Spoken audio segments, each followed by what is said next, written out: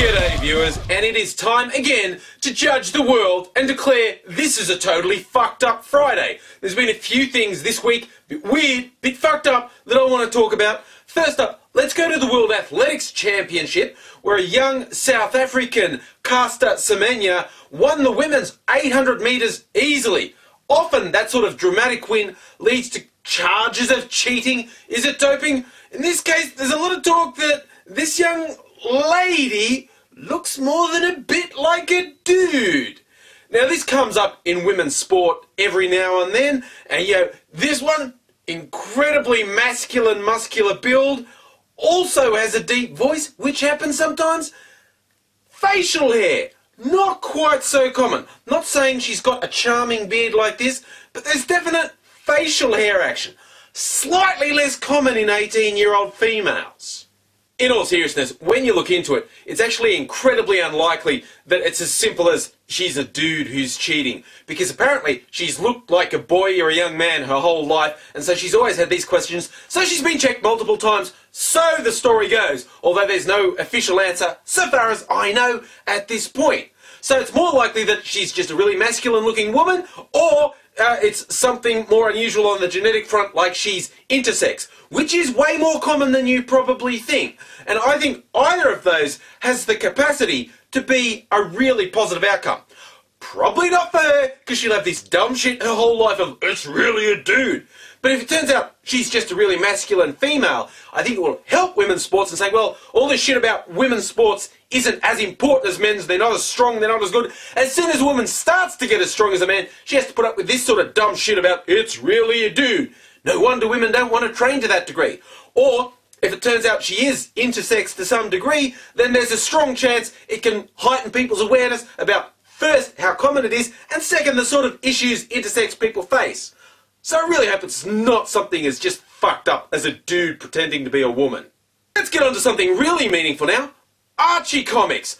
Archie, been going since, I don't know, the 50s, the eternal love triangle, Archie and rich bitch Veronica and wholesome girl Betty, and Archie's always going between the two of them, and we all know that we imagine them, all three of them. Is that just me? Okay, moving on. Rumour goes, Archie's going to make a decision. Archie is going to propose to Veronica! What the fuck is that about? Why would he choose that horrible shallow bitch instead of good, wholesome... I can't. Okay, I was going to work up a whole bunch of false rage about that, but honestly, if you give a fuck about Archie comics, I mean, of all the comics in the world, Archie comics? If you give a fuck about that, I'm sorry, there's no hope for you. You're totally fucked up. And I'm going to round off quickly with an actual serious topic. The Chinese regime, the communist military dictatorship in China, has been fucking around with Australia lately. And they've had a free run with us because they give us billions of dollars for all our natural resources. It's the only thing keeping our economy afloat. And we've got a Prime Minister who speaks Mandarin, who's been accused of being too buddy-buddy with the Chinese. Well, we've had a few things go against us. They've been arresting Australian nationals on bribery and corruption charges that really just seem like the normal way to do business in China. But more recently, the Melbourne Film Festival was hosting a film about the Uyghur people who've been getting a bit of grief in China lately. That's a Muslim minority in China. And China wanted this film to be banned. They didn't want it to be part of the Melbourne Film Festival. And the Melbourne Lord Mayor, among others, said, no, we're showing it. Thanks very much. Let me just say, Melbourne Mayor John Doyle? I think I just got his name wrong. I'll put a note if I got his name wrong. I can't be bothered going and researching it, okay? I'm working on a zero budget. Tight timelines here. Let's move on. Melbourne Lord Mayor. Name not important. What's important? Don't like the guy. Don't like anything about him.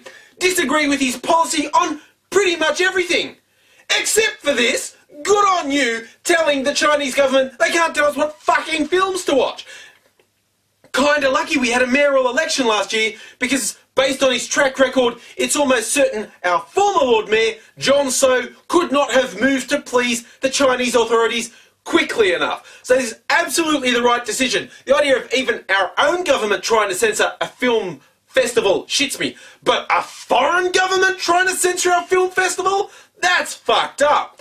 And in fact, the Uyghur leader, who was the focus of this documentary, was given a visa to come to Australia, which drove the Chinese crazy. They got really pissed off about it, applied heaps of pressure, but the Prime Minister said, no, we're going to give her a visa. So, yeah, fuck you, China. You don't get to dictate our foreign policy. And I'm going to say one more fuck you to the federal opposition. Now, that's the Conservatives who are in opposition at the moment. Now, when our Prime Minister Kevin Rudd seemed to be all sucky with the Chinese, they criticised him and said he was too cosy with them.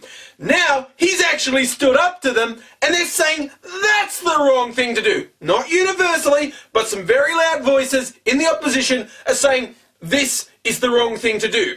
So, the federal opposition, if you're wondering why you're out in the fucking wilderness and everyone thinks you're a joke, this kind of indicates it. If you haven't put the dots together yet, let me help you out. In this country, at the moment, the Conservative Party is saying we should be sucking up to a communist military dictatorship. Now that is totally fucked up.